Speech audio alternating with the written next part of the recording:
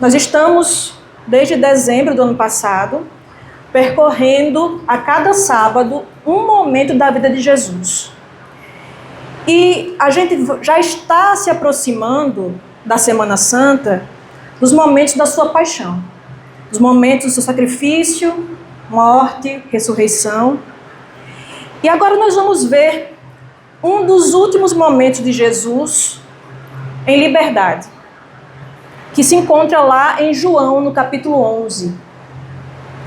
João, no capítulo 11, a partir do verso 1. O Evangelho de João é o meu preferido, é o meu livro preferido da Bíblia. Ele coloca as coisas numa perspectiva tão interessante, e ele vai explicando algumas coisas e outras coisas ele deixa mais misteriosas. Eu acho incrível o Evangelho de João. Foi o último evangelho a ser escrito. Então ele reuniu coisas que os outros evangelistas tinham deixado de relatar. Ele coloca no seu evangelho. O Evangelho de João, ele não narra parábolas, ele narra 7 milagres. Tem 7 milagres no Evangelho de João, e seguido de cada milagre, um longo discurso. Então são 7 milagres de Jesus e 7 discursos de Jesus no Evangelho de João.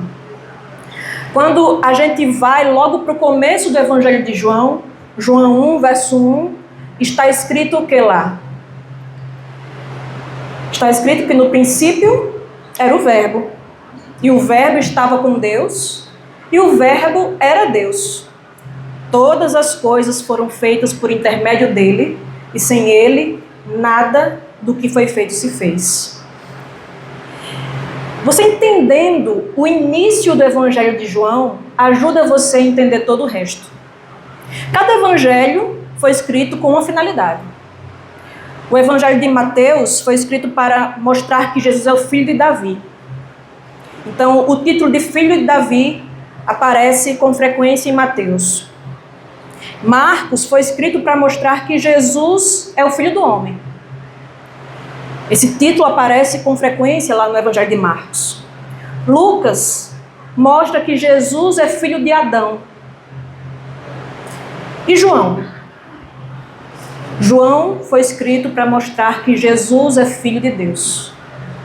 Não filho de Deus como nós nos tornamos por causa de Jesus. Quando cremos em Cristo, o Evangelho de João diz que ele nos deu o poder de sermos feitos filhos de Deus. Nós somos filhos de Deus por adoção, como fala Gálatas. Jesus não. Jesus já veio como filho de Deus, é filho de Deus desde toda a eternidade. Isso significa que Jesus, na linguagem bíblica, significa que Jesus é Deus. Então, o Evangelho de João foi escrito para mostrar que Jesus é Deus, para falar da divindade de Jesus.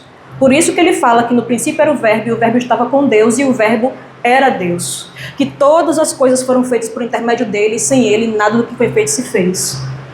E que a vida estava nele, e a vida era a luz dos homens.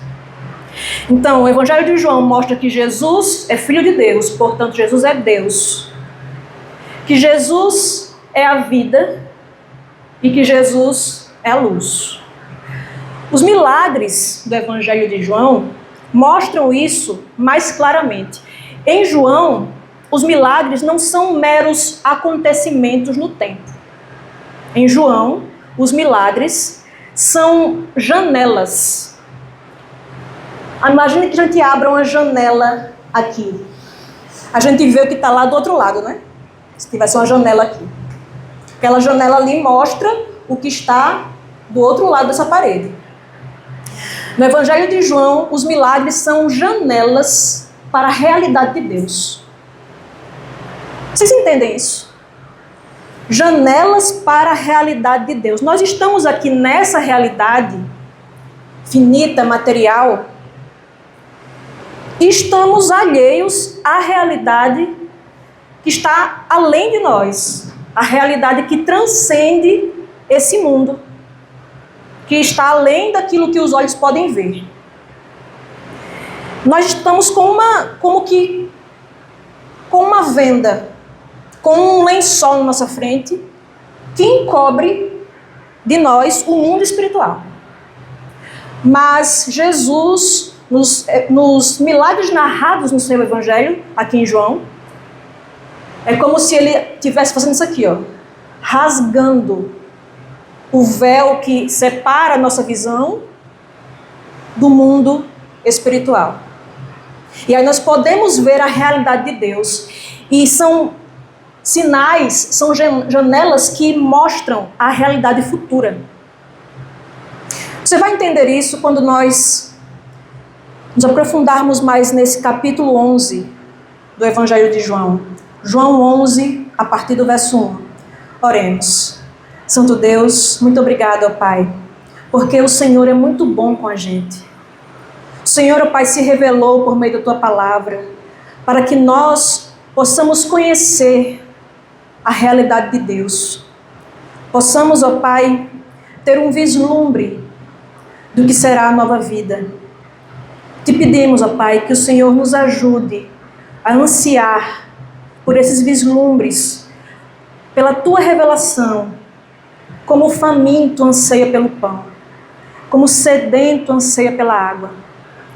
Te pedimos, ó Pai, que o Senhor nos coloque aqui à Tua disposição, que o Senhor, ó Pai, nos dê o Teu Espírito para compreendermos o que o Senhor quer deixar para nós nessa manhã. Não apenas para compreendermos, mas para crermos e para sermos transformados pela Tua mensagem para nós. Em nome de Jesus, amém. João 11, a partir do verso 1, diz: Estava enfermo Lázaro de Betânia, da aldeia de Maria e de sua irmã Marta. Esta Maria, cujo irmão Lázaro estava enfermo, era a mesma que ungiu com bálsamo o Senhor e lhe enxugou os pés com seus cabelos. Veja que o relato começa falando que estava enfermo Lázaro de Betânia, e ele diz que esse Lázaro é que era o irmão de Maria e de Marta. E ele identifica ainda também Maria como irmã de Lázaro e que ungiu com bálsamo o Senhor e lhe enxugou os pés com seus cabelos. Essa Maria era tão famosa que João, para explicar quem ela era, tinha várias Marias, ele diz: aquela Maria que ungiu os pés do Senhor e os enxugou com seus cabelos. João ainda não tinha relatado essa história, ele relata no capítulo 12. Mas como ele sabia que a história dela era muito famosa, ele diz: aquela mesma Maria, que vocês conhecem a história. Porque naquela ocasião, Jesus estava num banquete, chega lá, era o costume que se lavasse os pés dos visitantes. Jesus chega, ninguém lava os pés dele, ou seja, ele fica ali renegado. Aí chega uma mulher por trás, unge os pés de Jesus e os enxuga com seus cabelos. O pessoal ali, os discípulos, quiseram expô-la, né? Judas falou: olha só, por que não se vende esse perfume para dar para os pobres? E João explica que não era isso que ele estava querendo fazer. É porque ele cuidava da tesouraria dos discípulos e ele era ladrão, ele queria roubar o dinheiro. Então, quando isso acontece, Jesus diz: não importune essa mulher. Ela fez uma coisa boa, ungindo o meu corpo para o sepultamento. Isso no próximo capítulo, capítulo 12. E aí, Jesus já estava dizendo que ele ia morrer e tudo isso.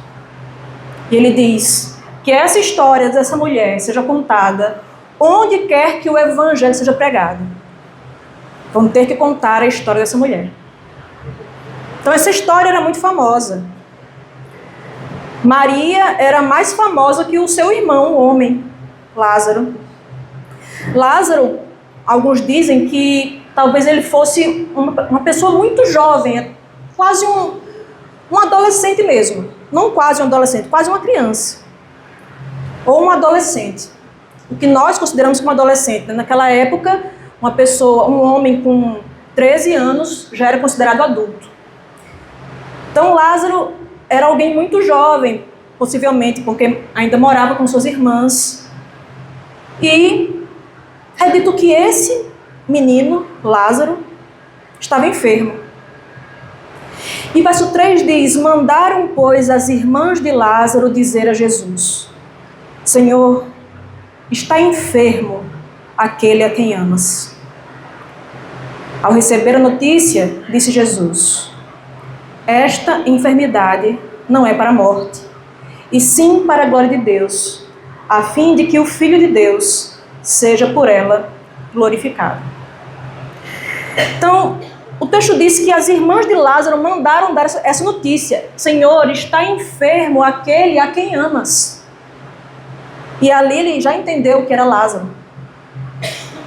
E ele diz: não se preocupem, essa enfermidade não é para a morte, mas para a glória de Deus, para que seja manifesta a glória de Deus. Nisso aí já era, para o pessoal: opa, coisa boa, então não é para a morte. Ótimo, vamos ficar em paz. Mas não é isso que acontece. Veja o que é que diz verso 5. Ora, amava Jesus a Marta e a sua irmã e a Lázaro. Quando, pois, soube que Lázaro estava doente, ainda se demorou 2 dias no lugar onde estava.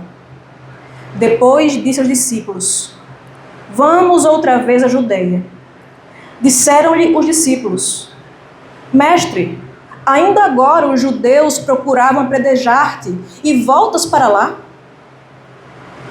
Veja que Jesus, quando soube, demorou 2 dias para ir, de propósito. É dito que quando ele soube, ele ainda ficou lá 2 dias. E então Jesus diz: vamos voltar para a Judeia.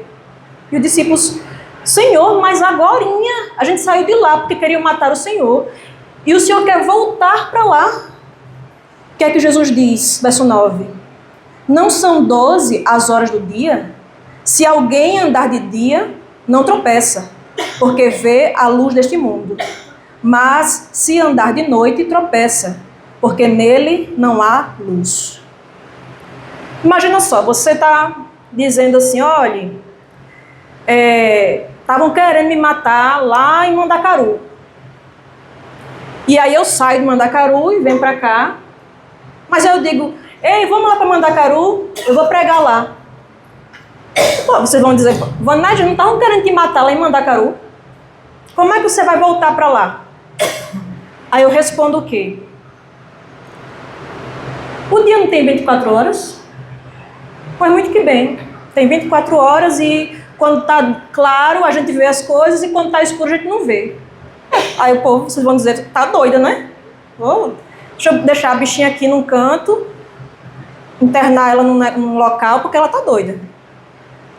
Quando Jesus diz isso, não são 12 as horas do dia, falando da parte clara do dia, ele fala: se alguém andar de dia não tropeça porque vê a luz deste mundo, mas se andar de noite tropeça porque nele não há luz. Lembre-se que o início do Evangelho de João já mostra o quê? Que Jesus é a luz. Nele estava a vida, e a vida era a luz dos homens. Jesus fala no Evangelho de João 7 eu sou. 7 vezes Jesus fala no Evangelho de João: eu sou. Eu sou o pão da vida. Eu sou o caminho, a verdade e a vida. Eu sou a porta das ovelhas. Eu sou... Ele vai falando: eu sou, eu sou. Mostrando ali quem ele era, a sua divindade, porque eu sou era o título usado para Deus. Quando você vai lá em Êxodo, você vê Deus falando com Moisés, e Moisés dizendo: Senhor, como é que eu vou lá? Eu vou chegar dizendo o quê? E aí, vou chegar lá em Faraó, no povo, vou chegar dizendo o quê? E Deus diz: diga que eu sou, o enviou até eles. Eu sou era o título de Deus, e Jesus utiliza esse título para si mesmo, porque o Evangelho de João quer mostrar que Jesus é Deus. E um desses eu sou é: eu sou a luz do mundo. Por isso, no Evangelho de João, poucos capítulos antes, no capítulo 9, Jesus faz o quê? Um milagre, um dos seus 7 milagres narrados no Evangelho de João, que é curar um cego de nascença. Curar um cego de nascença era algo impensável para aquelas pessoas. Porque se a pessoa nunca enxergou, como é que você vai criar um sentido novo para alguém que nunca viu? Então, para os judeus, isso era algo impensável. A não ser o Messias. Quando viesse, ele iria operar o sinal de curar um cego de nascença. Nós vimos, com relação à expulsão do demônio que Jesus fez, quando eu falei sobre isso aqui, eu disse que os judeus também acreditavam que você só podia expulsar um demônio se você conhecesse o nome dele. Mas Jesus vai e expulsa um demônio de uma pessoa muda, que não podia falar o nome. Ele tinha um poder tão grande sobre o mundo espiritual que não precisava saber o nome. Ele mandava ir embora e o demônio ia. Isso era também impensável para os judeus. Tanto é que quando ele faz isso, o outro evangelho relata que os judeus falaram, os fariseus disseram: é pelo poder de Belzebu que ele expulsa demônios. É pelo poder do maioral dos demônios. Os próprios fariseus diziam que quando o Messias viesse, ele iria expulsar um demônio de alguém que não podia falar, alguém surdo-mudo. Os próprios fariseus diziam que quando viesse o Messias, ele iria curar um cego de nascença. Jesus opera esses milagres. O que é que os fariseus dizem? Ele está operando isso aí porque ele é comandado por Belzebu, pelo principal dos demônios. Ele curou um cego de nascença. O que é que os judeus fizeram? Os fariseus fizeram? Expulsaram o jovem lá do templo. Eles ficaram com ódio de Jesus estar operando esses sinais que mostravam que ele era o Messias e que ele era Deus. Porque só Deus poderia dar um sentido novo a alguém que nunca tinha tido aquele sentido, que nunca tinha enxergado. Possivelmente, alguns comentaristas falam que pela forma como o texto é narrado, talvez aquele rapaz não tinha sequer olhos. Tinha só o buraco. Jesus criou também o órgão, olho, para que ele pudesse enxergar. Então veja aqui, que quando Jesus diz: não são 12 as horas do dia, se alguém andar de dia não tropeça porque vê a luz desse mundo, Jesus é a luz do mundo. Jesus é quem deu vista ao cego, porque ele é a luz do mundo. Era ele falando para os discípulos: vocês estão com medo de quê? Eu não estou falando que eu quero ir lá para a Judeia. Meus amigos, está de dia, porque eu estou com vocês. Onde o sol está, tem como ser noite? Não tem. Jesus é a luz do mundo. Eles estavam andando, eles não precisavam ter medo de tropeçar. Eles não precisavam ter medo de ir para a Judeia, porque eles estavam com Jesus. Aí Jesus fala: mas se andar de noite, tropeça, porque nele não há luz. Eu estou com vocês aqui agora. Se eu não estivesse com vocês, seria noite. Aí sim, vocês iriam tropeçar.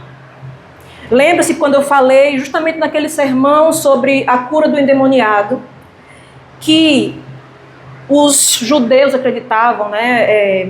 Para expulsar esse demônio ali, você tinha que ter esse poder sobre o reino das trevas e fazer isso aqui lá. E Jesus fala: olha, vocês não conseguiram expulsar aquele demônio porque vocês tinham que estar em oração. Jesus não orou antes de expulsar o demônio, mas Jesus vivia uma vida de oração. E aí eu falei, lá naquele mesmo sermão, que os judeus perguntando, né? Porque tem algumas traduções que colocam, né? Algumas versões colocam oração e jejum.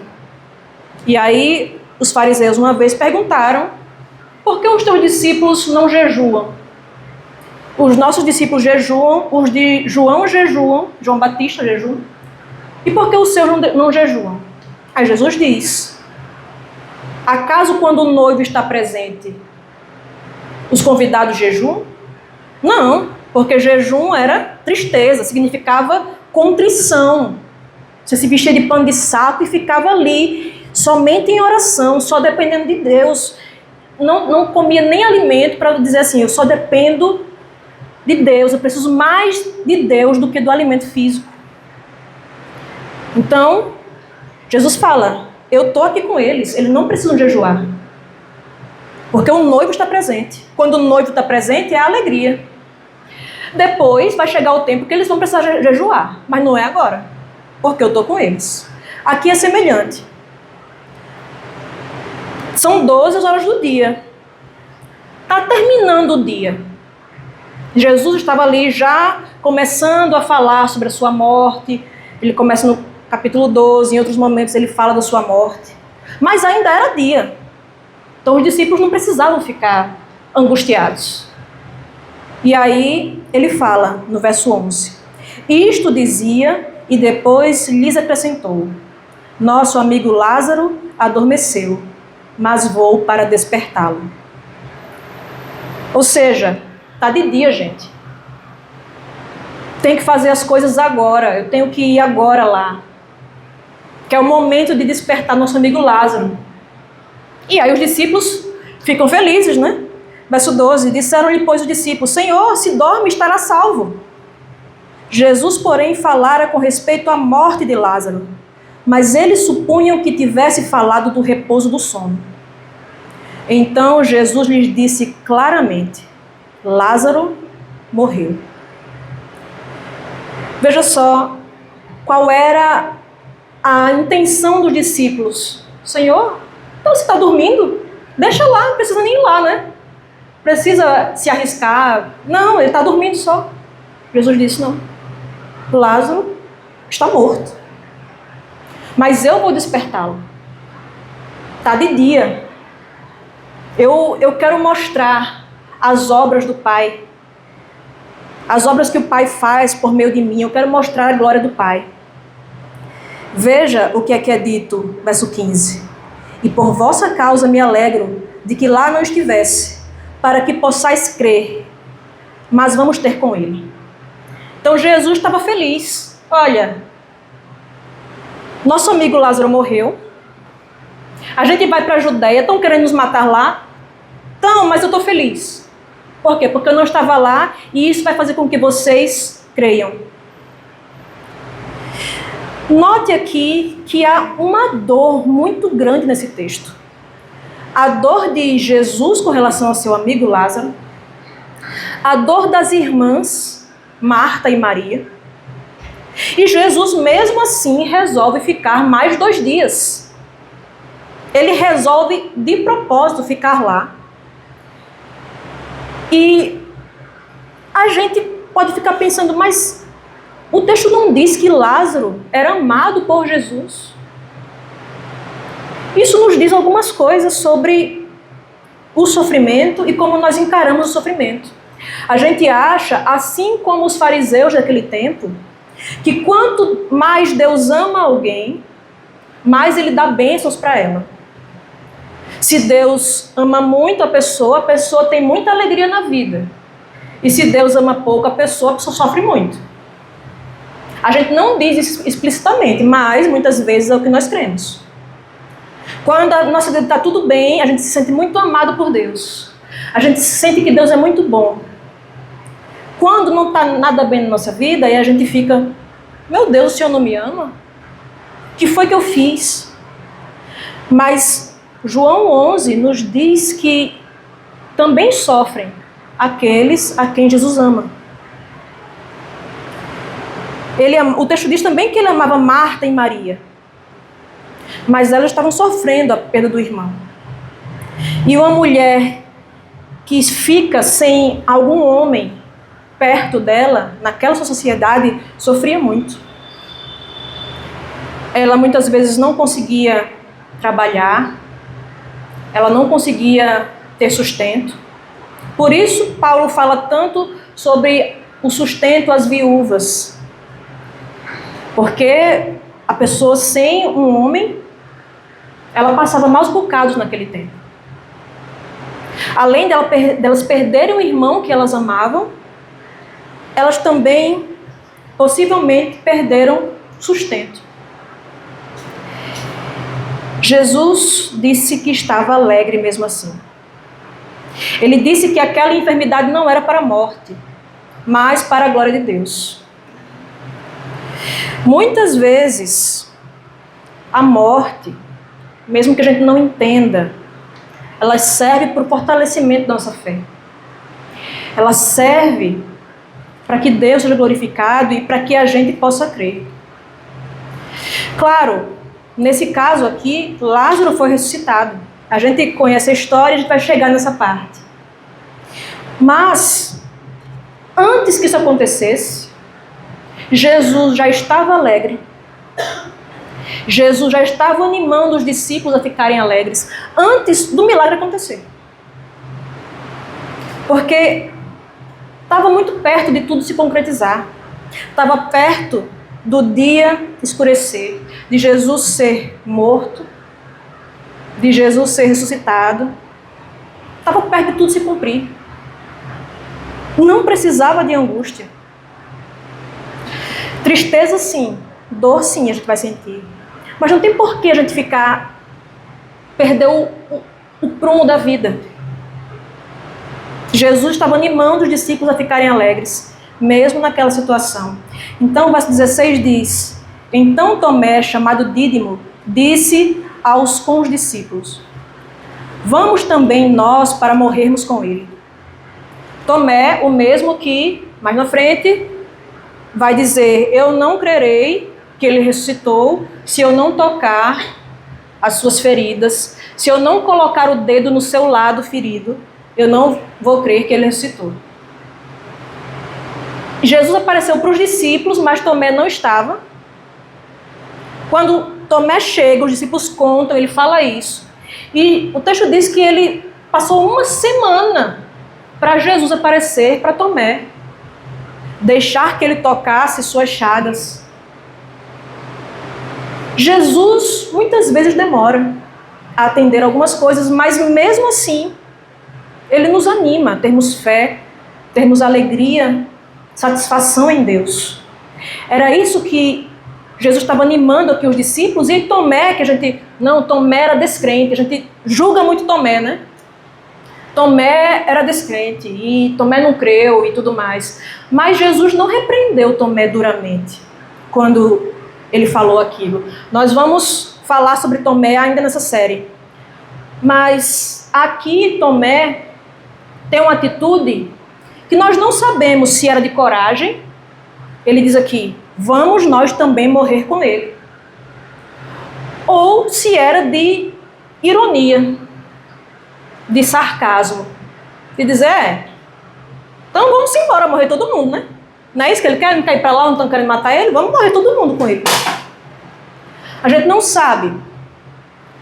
Mas sabemos que o que os discípulos achavam é que iam morrer. Se Jesus estava indo para lá onde queriam matá-lo, ia morrer todo mundo. Verso 17 diz que chegando Jesus encontrou Lázaro já sepultado havia 4 dias. Ora, Betânia estava a cerca de 15 estádios perto de Jerusalém. Muitos dentre os judeus tinham vindo ter com Marta e Maria para as consolar a respeito de seu irmão. Marta, quando soube que vinha Jesus, saiu ao seu encontro. Maria, porém, ficou sentada em casa. Aqui é dito que Jesus chega lá, Lázaro já estava sepultado há 4 dias, e que Betânia ficava a 15 estádios perto de Jerusalém. Ou seja, não era longe de Jerusalém. Era coisa de uns 3 quilômetros. E aqui é dito que Marta, quando soube que vinha Jesus, saiu ao seu encontro. E Maria ficou sentada lá. Isso lembra qual outra história envolvendo essas duas personagens?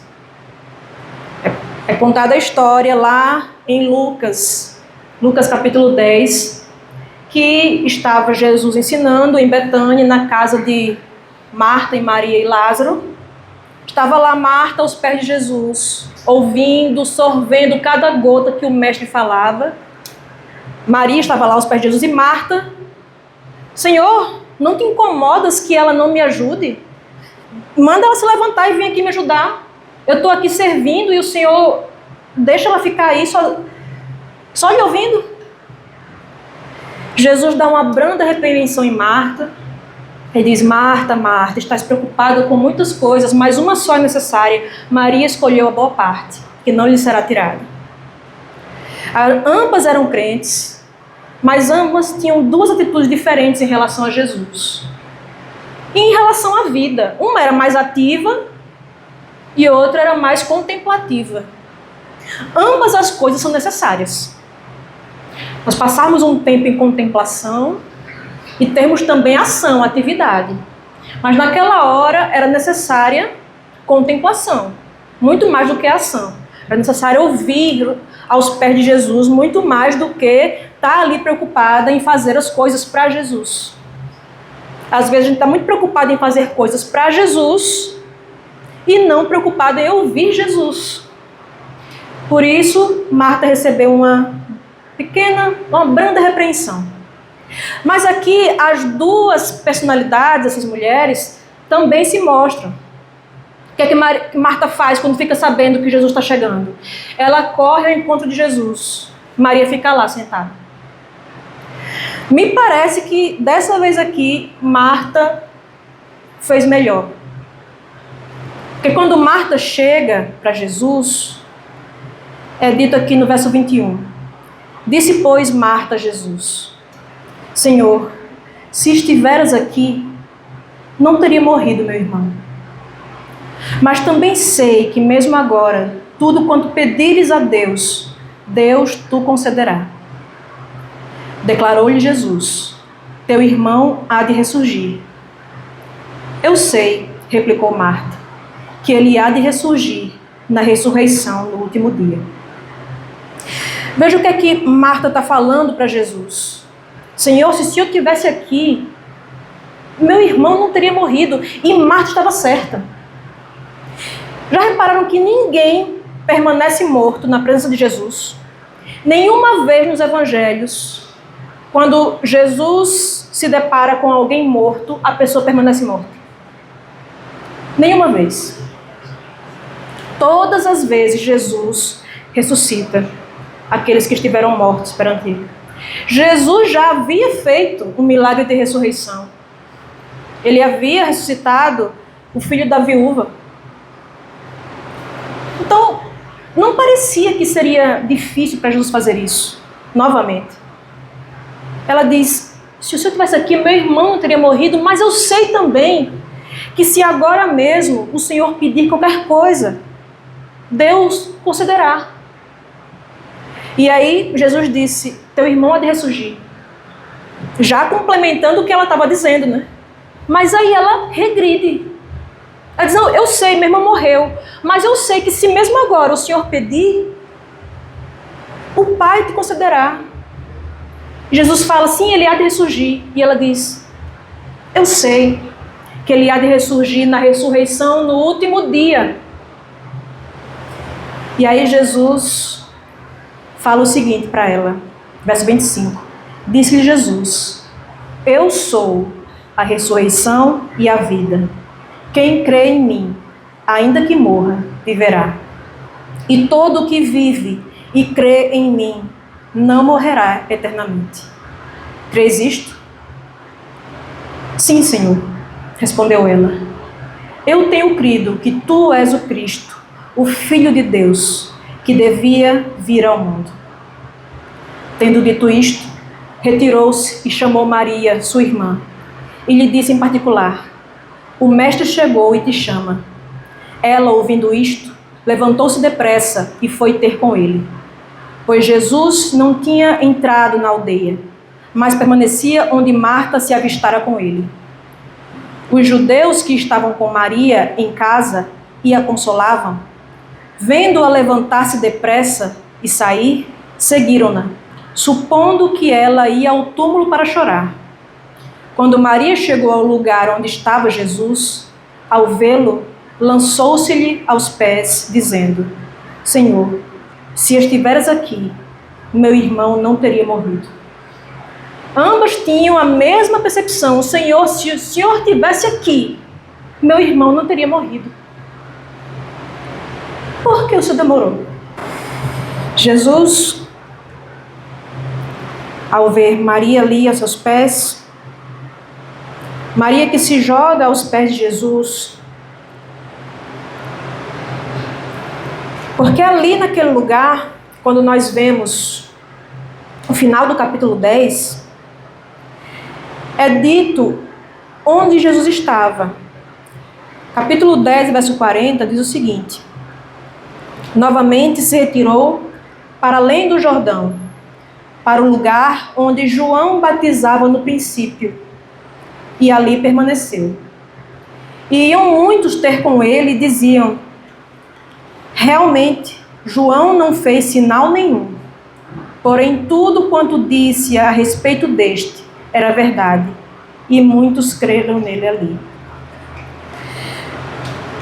Jesus ainda estava ali próximo do lugar onde João batizava, onde ele mesmo fora batizado por João.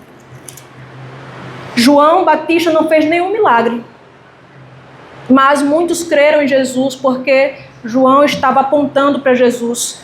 Os sinais, os milagres são sinais que apontam a realidade de Deus. O que é um sinal? Quando você vê um sinal de trânsito, tem ali aquele E ali cortado. Aquilo ali não é meramente um E cortado. É um sinal de que ali é proibido estacionar, não é assim? Sinais representam uma realidade superior àquelas que o sinal aponta meramente. Se você vê um sinal de trânsito dizendo que tem um semáforo ali mais na frente, que tem uma lombada, aquele sinal que tem uma lombada assim, não é simplesmente um desenho com uma lombada. É a mostra de que há uma realidade futura, que é a lombada. Da mesma forma, João batizou Jesus ali naquele momento, no início do ministério de Jesus. Jesus operou ali vários sinais. Isso era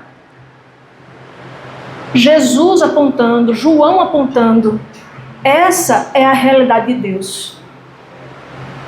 Jesus, o primeiro sinal que ele opera no seu ministério, e ele é relatado só no Evangelho de João, é ele transformando água em vinho. Manu pregou aqui sobre isso. Ele transforma água em vinho e nesse mesmo Evangelho ele fala: eu sou a videira verdadeira.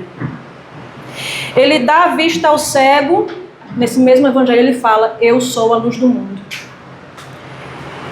Jesus anda sobre as águas, também é relatado aqui nesse Evangelho. O Bruno pregou sobre isso sábado passado. Era ele mostrando o poder que ele tinha sobre os elementos terrestres, o poder sobre a criação que Adão perdeu, mas que agora ele estava resgatando tudo de volta. Ele estava apontando, mostrando: olha só, no reino do meu Pai não existe doença. Tome, enxergue.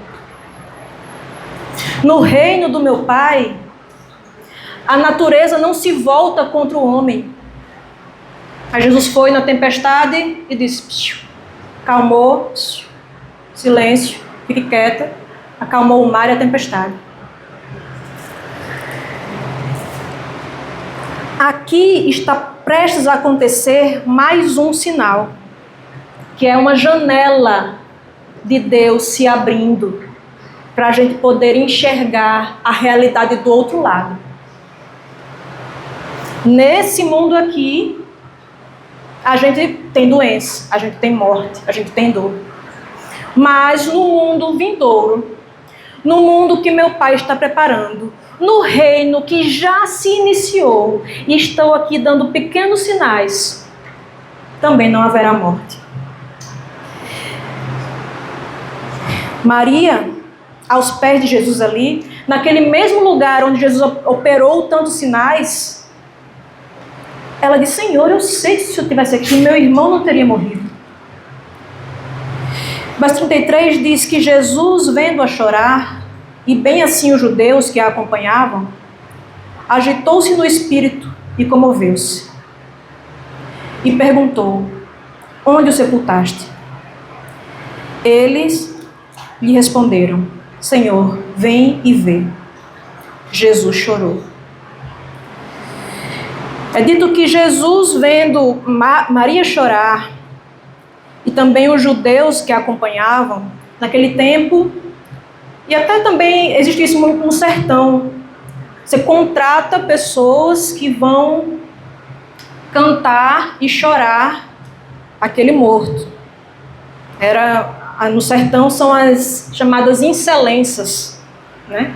Vai cantar excelências, né? E na linguagem do sertão é excelência.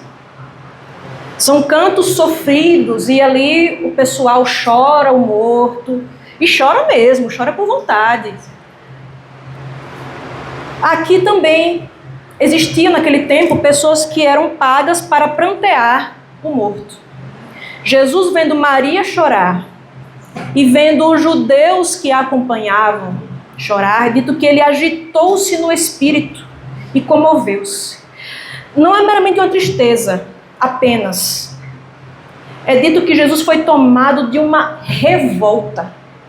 Ele se agitou no espírito, ele ficou com raiva. Ele teve raiva do sofrimento desse mundo.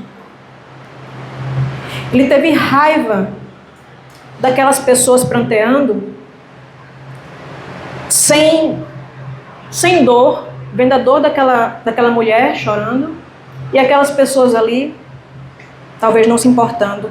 É dito que Jesus ficou indignado. E imediatamente ele pergunta: onde o sepultaste? Eles mostraram onde Lázaro estava sepultado. Jesus chora. E então disseram os judeus, verso 36, vede quanto o amava. Verso 37, mas alguns objetaram: não podia ele, que abriu os olhos ao cego, fazer que este não morresse? Velório geralmente é o momento do povo estar conversando e fofocando, né? Pode ver que velório sempre tem alguém assim num canto assim, pia, mulher, morrendo de chorar pelo marido. Isso nem gostava do marido, mulher. Isso nem, não é assim, né? Velório é pia, o filho chorando que o pai morreu. Isso não dava atenção ao pai, isso não sei o que. Geralmente é assim, né? Ficam um chorando, os outros lá olhando o comportamento de cada um para fofocar, para falar. E aqui também aconteceu isso. Uns olharam e disseram: ele amava muito Lázaro. E outros disseram: sim, ele amava. E ele não deu vista ao cego? Ou seja, né, ele operou um sinal que só Deus poderia operar, só o Messias poderia operar, no caso. Por quê? Se ele não estava aqui, ele não poderia impedir, ele não poderia ter vindo impedir que ele morresse? Verso 38 diz: Jesus, agitando-se novamente em si mesmo, ficando com raiva de novo, da incredulidade do povo, da dor que esse mundo causa. É dito que, verso 39, ele ordena: tirai a pedra. Disse-lhe Marta, irmã do morto: Senhor, já cheira mal, porque já é de 4 dias. A mesma Marta que tinha dito: Senhor, eu sei que se o Senhor estivesse aqui, meu irmão não teria morrido. E eu também sei que se agora mesmo o Senhor pedir, Deus vai atender. Mas essa mesma Marta, quando Jesus vai e diz: tira a pedra, ela: Senhor, mas já cheira mal. Não adianta, faz 4 dias. Jesus propositalmente esperou 4 dias. Porque naquele tempo existia uma superstição que quando alguém morria, a alma da pessoa rodeava o corpo por 3 dias. Depois, quando o corpo começava a entrar em decomposição, a alma via que não tinha mais jeito. Não tinha mais como ela voltar. Então ela ia embora. Então, se no terceiro dia você não fez nada, você não houve, né, uma ressurreição, alguma coisa, porque a pessoa poderia ressuscitar ainda até o terceiro dia, a alma estava ali. Depois disso, não. Já era. Com 4 dias, já estava fedendo já. O seu ente querido, você pensar nisso, seu ente querido cheirar mal, como um outro bicho que morre, um rato que morre e tem aquele cheiro. Marta, não, Senhor. Não adianta. Já está cheirando mal. Jesus disse mesmo assim, que tirassem a pedra. Algumas pessoas dizem o seguinte: Jesus, quando falou aqui para tirar a pedra, é porque era ele dizendo que tem coisas que Deus faz. Isso é a fé, a gente deixar as coisas na mão de Deus. Mas tem as obras, que mandou tirar a pedra. Então tem a nossa fé em Deus e as nossas obras. Nós somos salvos pela fé e pelas obras. Já vi muito isso. Se vocês não viram, deem glória a Deus, porque isso é uma heresia terrível, tá? A Bíblia não ensina isso, a Igreja Adventista do Sétimo Dia não ensina isso. Não tem fé mais obras, e aqui não está falando nada disso no texto. É igual eu dizer assim, Nanca, desliga esse ventilador. Aí o povo dizer, olha, tá vendo? Vanédia mandou Nanca desligar o ventilador. Ela podia ter ido lá e desligado. Mas ela não desligou porque ela estava querendo ensinar que não, só pedi para desligar o ventilador. Eu poderia desligar. Ele estava mais perto. Sei lá se era porque os homens lá estavam mais perto da pedra. Enfim, ele simplesmente pediu. Agora, pega um copo d'água para mim, por favor. Eu posso pegar, mas pediu um favor, né? Para a pessoa fazer. Ponto. O texto não está falando nada. A pedra não são os problemas da sua vida, que você tem que tomar a iniciativa de ir remover a pedra e não sei o que e tal. Tem nada no texto falando isso. A pedra era só uma pedra, tá? Que Jesus pediu o favor dos homens afastarem a pedra. Ponto. O que o texto quer de fato ensinar é isso aqui, que vem em seguida. É dito no verso 40. Respondeu-lhe Jesus: não te disse eu que se creres, verás a glória de Deus? Tiraram então a pedra. E Jesus, levantando os olhos para o céu, disse: Pai, graças te dou porque me ouviste. Aliás, eu sabia que sempre me ouves. Mas assim falei por causa da multidão presente, para que creiam que tu me enviaste. Veja que Jesus fala ao Pai, ele olha para o céu. A gente às vezes fica achando, né, que tem que orar só de um jeito só, né? Baixa a cabeça, fecha os olhos.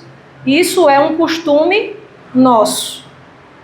Não tem nada da Bíblia dizendo que você tem que orar assim, juntar as mãos e fazer isso aqui. Isso aqui, na verdade, é um gesto budista, tá? Juntar as mãos. Tem problema fazer? Não, não tem problema. Mas a Bíblia não está mandando você fazer isso. Mandando orar assim, mandando... Jesus orou com os olhos abertos, olhando para o céu. E estava orando, falando com o Pai do mesmo jeito. Não era a forma que Jesus estava orando, mas era a conexão que ele tinha com o Pai. Às vezes a gente quer maquiar nossa falta de intimidade com Deus com regras, com um monte de protocolo, que torna até difícil orar. Não, Jesus olhou para o céu, pediu ao Pai, dizendo: Pai, graças te dou porque me ouviste. Ou seja, Jesus já tinha orado, o Pai já tinha ouvido. Essa oração aqui não foi para o Pai ouvir, foi só para que os outros ouvissem e crescem. Então Jesus já tinha orado, o Pai já tinha ouvido, e ele fala: Aliás, eu sabia que sempre me ouves, mas assim falei por causa da multidão presente, para que creiam que tu me enviaste. E tendo dito isto, clamou em alta voz: Lázaro, vem para fora. Saiu aquele que estivera morto, tendo os pés e as mãos ligados com ataduras, e o rosto envolto num lenço. Então lhes ordenou Jesus: desatai-o e deixai-o ir. Mais uma vez o pessoal diz, está vendo? Tem que desatar, tem palestra motivacional, sermão motivacional, que olha, Lázaro estava ali com um monte de atadura, impedindo ele de andar. Tem que tirar as ataduras para deixar você andar. Percebe que tudo isso, tira a pedra, é a nossa obra que a gente tem que fazer. Aí tem que desatar para que a pessoa possa andar. É sempre colocando você e eu no centro. Quando a história não é sobre a gente.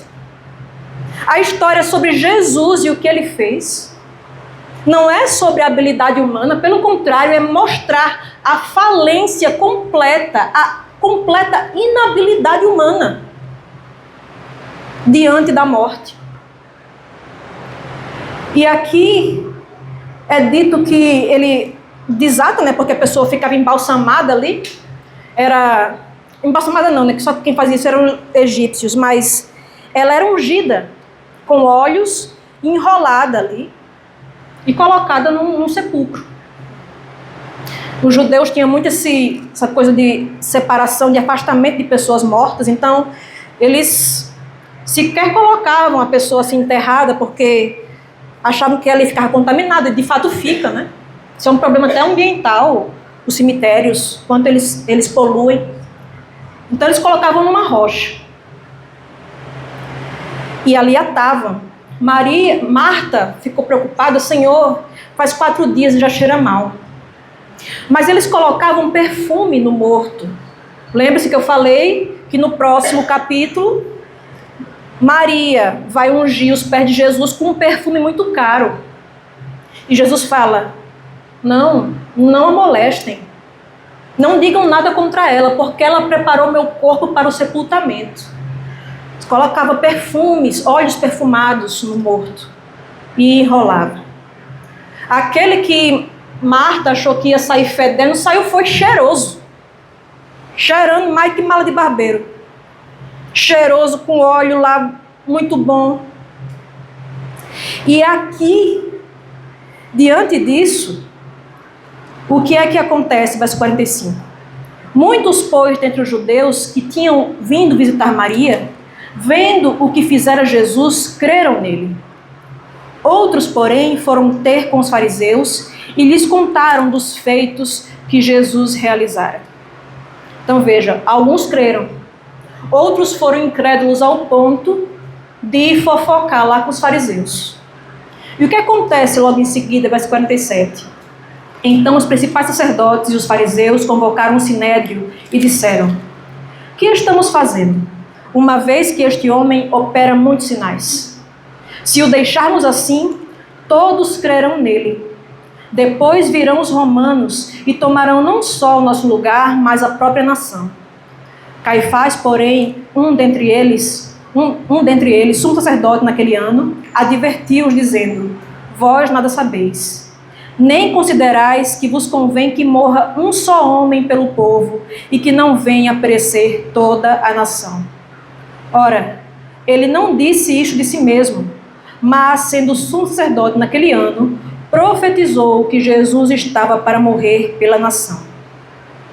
E não somente pela nação, mas também para reunir em um só corpo os filhos de Deus que andam dispersos. Veja aqui que começaram a tramar. Peraí, Jesus está operando esses sinais, ele ressuscitou um morto já. Até quando a gente vai deixar isso acontecer? Veja a incredulidade como é burra, né? Alguém que tinha dado vida a um morto, eles estavam conspirando contra essa pessoa. Meu Deus do céu. Não tem limite a burrice do incrédulo. Quando a gente não crê naquilo que Jesus fala, naquilo que Deus fala com sua palavra, parece que a gente fica meio burro mesmo, sabe? A gente fica sem noção. E aí, Caifás diz: vocês não sabem que convém que um homem só morra pela nação toda, do que a nação toda morrer? E aí João explica que ele não falou isso de si mesmo. Mesmo aquele homem mau estava profetizando que Jesus iria sim morrer pela nação toda. E ele fala não somente pela nação, mas também para reunir em um só corpo os filhos de Deus que andam dispersos. Os milagres no Evangelho de João são sinais. Sinais que mostram janelas para a realidade de Deus. A gente aqui está enxergando a realidade de Deus. O futuro, o que Deus iria fazer no futuro. Milagres no Evangelho de João são espécies de profecias, mostrando que Jesus faria na consumação de tudo. Aquilo ali não era apenas uma morte. Aquilo ali não era apenas uma ressurreição. Eram pitadas da eternidade lançadas assim sobre o povo, sobre aquelas pessoas. O novo reino já tinha começado e já estava dando pequenos sinais, abrindo-se pequenas janelas no tempo e no espaço. Igual o Doutor Estranho que conjura, né? Ele conjura aqui aí você olha assim, tá neve lá do outro lado, né? Tem um outro mundo lá do outro lado. Pronto. É como se Jesus, nos seus milagres no Evangelho de João, estivesse conjurando, mostrando um outro mundo. E aí ele fala no verso 53. Desde aquele dia resolveram matá-lo. De sorte que Jesus já não andava publicamente entre os judeus, mas retirou-se para uma região vizinha ao deserto, para uma cidade chamada Efraim, e ali permaneceu com os discípulos.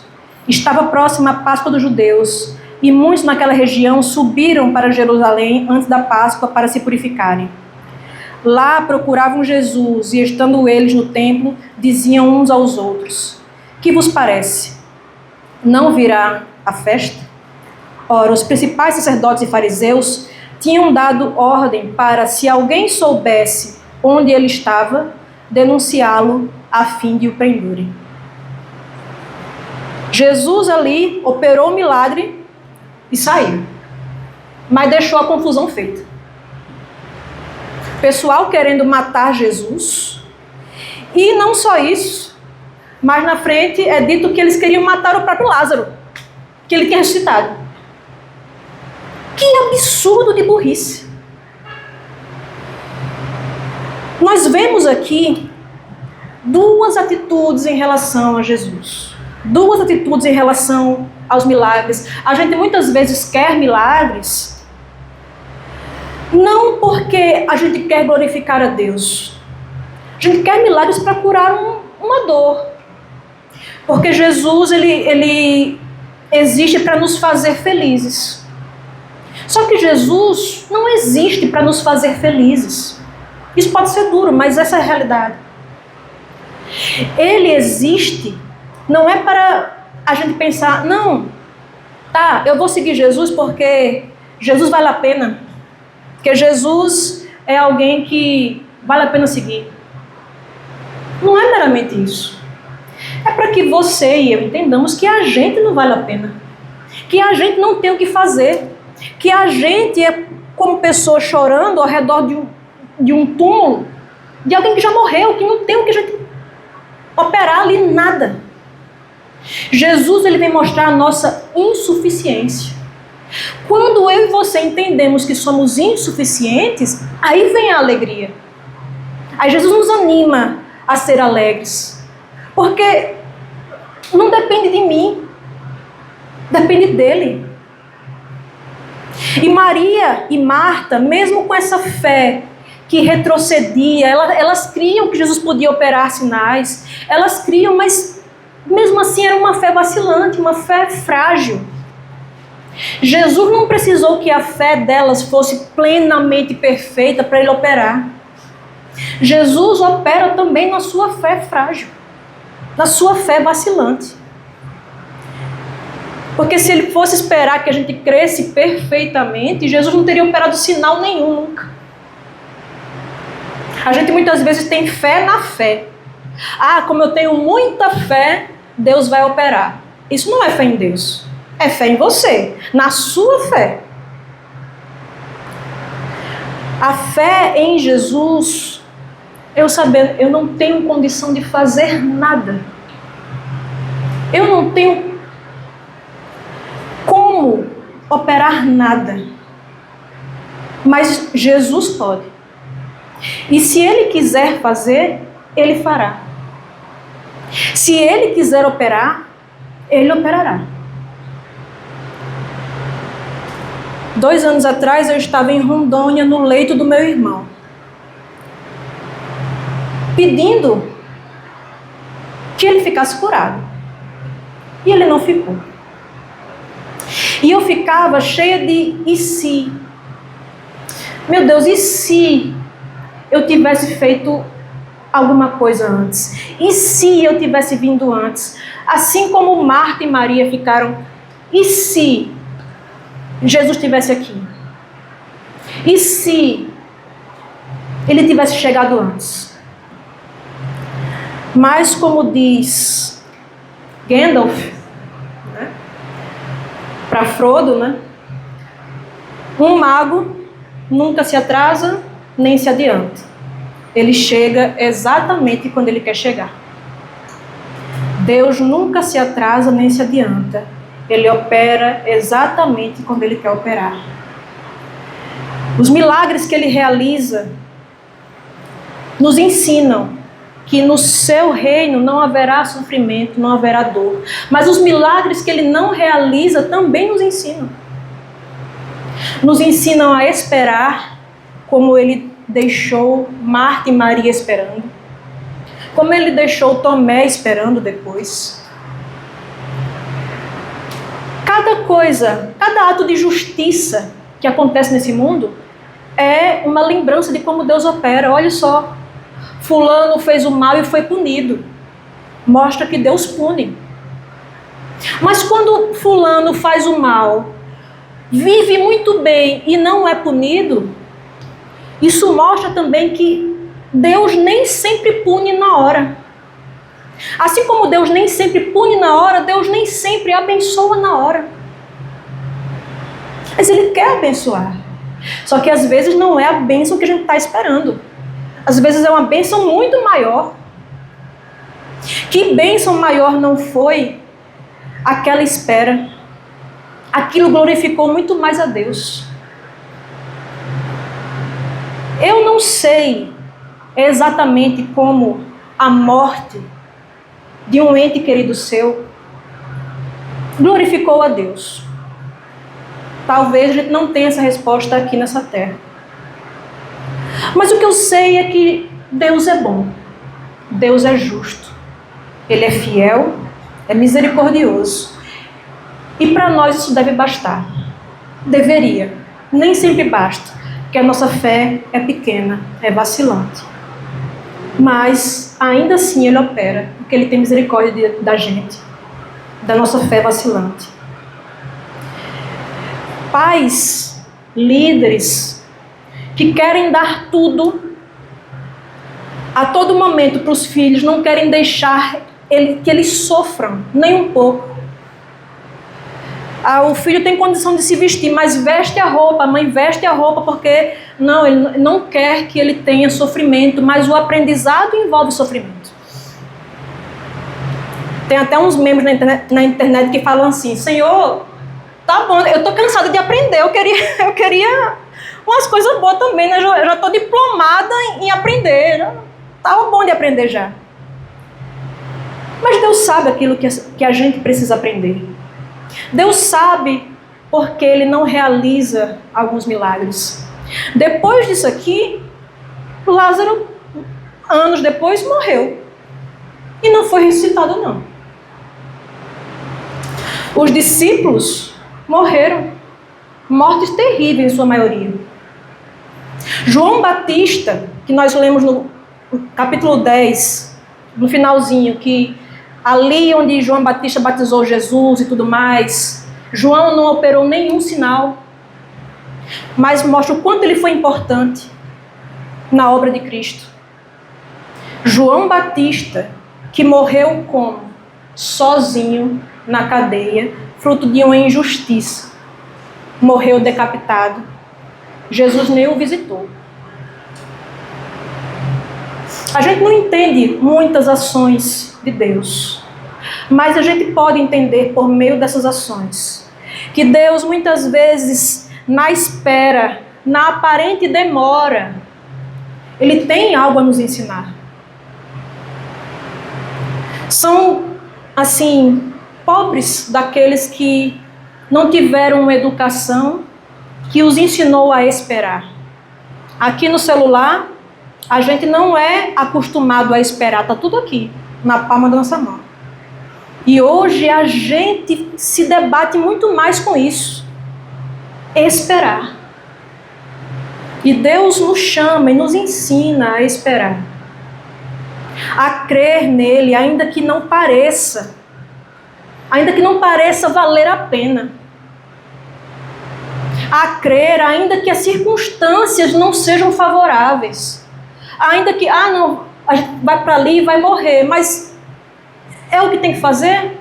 Bora. A crer, mesmo quando a nossa fé vacila. Confiar que Ele é justo e que Ele é bom. A gente precisa, sabe? Precisa dar espaço para a espera na nossa vida. Todo mundo aqui deve estar esperando alguma coisa. Esperando alguma coisa em Deus, esperando algo. E Deus diz a você, espere. Não é ruim a espera, quanto parece. Ela muitas vezes é a preparação para aquilo que a gente sequer imagina, que é a glória de Deus. E isso é muito melhor do que um milagre aqui circunstancial nesse momento. Isso é muito melhor do que qualquer coisa. Isso traz felicidade ao Filho de Deus. Porque a nossa felicidade não está baseada nessas coisas daqui, dessa terra. Na vida aqui que é passageira. Também temos momentos felizes, mas algo muito maior do que isso. A felicidade que mais importa é a felicidade da glória de Deus. É a satisfação em Deus. Que a gente aprenda, sabe? Que a gente aprenda a esperar. A não só isso, mas a educar aqueles que estão abaixo de nós, nossos liderados, nossos filhos, a serem educados também a esperar. Serem educados a vislumbrar algo maior na espera. E que nós, como cristãos, possamos ter como bem mais precioso a glória de Deus. Quando a gente tem esse bem como mais precioso, nada mais importa. Nem mesmo a morte. A morte, que é o maior inimigo a ser vencido, se torna muito pequena. Perto daquilo que nós já vislumbramos. Jesus já está dando pequenos sinais. Já deu quando estava aqui nessa terra. Por isso eram tantos milagres. Para validar o seu ministério. Hoje nós não vemos tantos milagres. Porque nós já tivemos aqui os milagres relatados para que nós creiamos. Por isso ele vai falar depois a Tomé. Bem-aventurados os que não viram e creram. Quando Jesus fala de quando é noite, que a gente anda tropeçando, ele está falando do nosso tempo. Ele não está aqui em pessoa com a gente. Ele estava dando forças para nós naquele momento. Que não vemos, não estamos com a luz do mundo. Estamos apenas com vislumbres. Estamos apenas com relatos. Mas cremos e esperamos o dia em que não haverá mais morte, nem luto, nem dor, porque as primeiras coisas passaram.